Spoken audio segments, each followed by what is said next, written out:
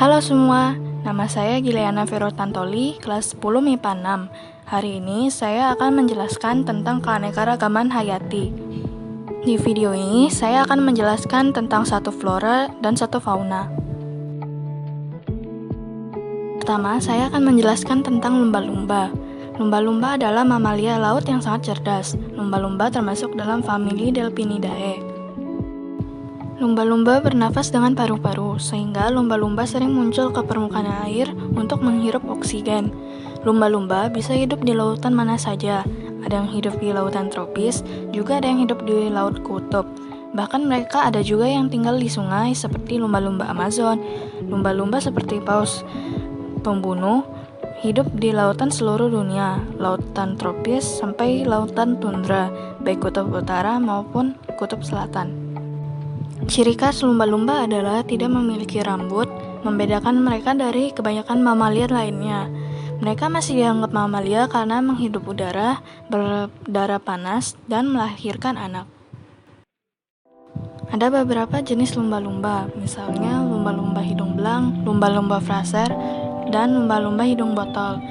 Jenis lumba-lumba yang paling dikenal yaitu lumba-lumba hidung botol, hidup rata-rata sekitar 20 tahun. Beberapa penelitian menunjukkan bahwa lumba-lumba dapat hidup hingga usia 40-an sampai 50-an. Selain berkerabat dengan paus, lumba-lumba juga berkerabat dengan pesut. Kemudian, saya akan menjelaskan beberapa fakta mengenai lumba-lumba. Fakta yang pertama, meski setiap lumba-lumba mempunyai 100 gigi, mereka tidak pernah menggunakan giginya untuk mengunyah.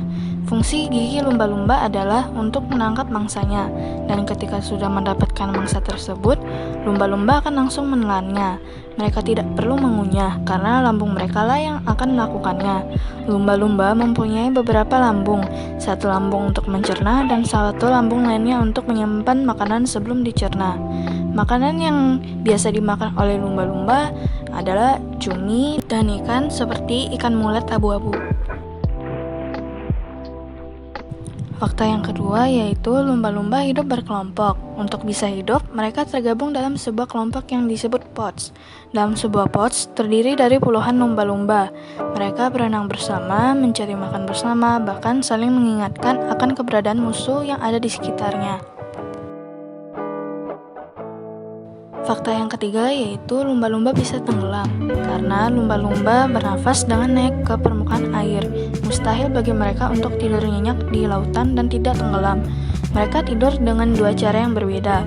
Pertama, mereka dapat beristirahat dengan tenang di dalam air secara vertikal atau horizontal. Mereka juga bisa tidur sambil berenang perlahan di sebelah lumba lain.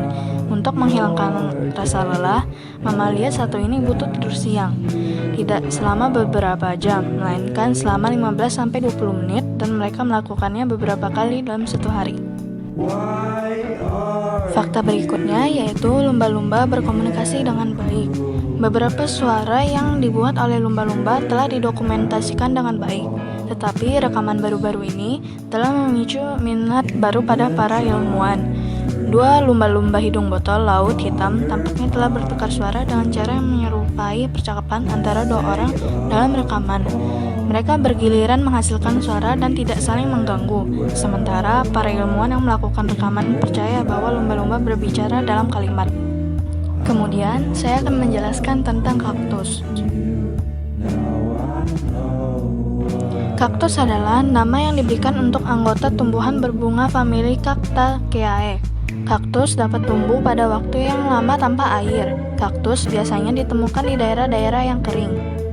Kaktus dikenal sebagai tumbuhan sukulen karena bagian tubuhnya seperti batang, akar, dan daun mampu menyimpan air untuk bertahan hidup dalam kondisi kekeringan. Bagian tubuh kaktus memiliki jaringan spons tebal berdaging yang bisa menahan air yang diperoleh saat turun hujan.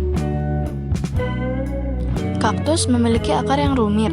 Akar kaktus memang terletak tidak terlalu dalam dari permukaan, namun panjang akar kaktus bisa mencapai diameter 2 meter, mengelilingi kaktus. Tujuannya tentu saja untuk memperoleh air dan cadangan makanan secara maksimal. Batang kaktus juga dilapisi dengan zat lilin yang dapat mencegah penguapan air. Kaktus dikenal memiliki duri yang tak lain adalah daunnya. Daun kaktus tumbuh dari struktur khusus yang disebut areole. Bentuk dan ukuran daun yang kecil akan mencegah penguapan air berlebih. Duri kaktus memiliki warna terang.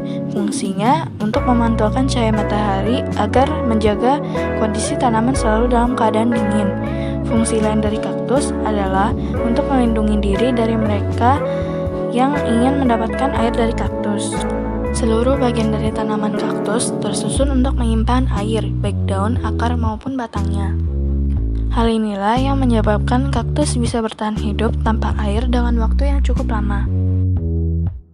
Kaktus berkembang biak secara seksual dengan biji yang dihasilkan oleh penyerbukan bunga kaktus yang dibantu hewan penyerbuk seperti lebah dan kelelawar. Kaktus juga dapat berkembang biak secara aseksual bila batang kaktus jatuh ke tanah dan membentuk tunas. Kaktus dapat berfungsi menjadi reservoir air alami. Kaktus memiliki cairan yang tersimpan di tubuhnya yang berbentuk cairan kental dan berlendir. Kaktus juga bisa dijadikan sebagai selai, acar, permen, dan tepung. Demikian penjelasan dari saya. Atas perhatiannya, saya ucapkan terima kasih.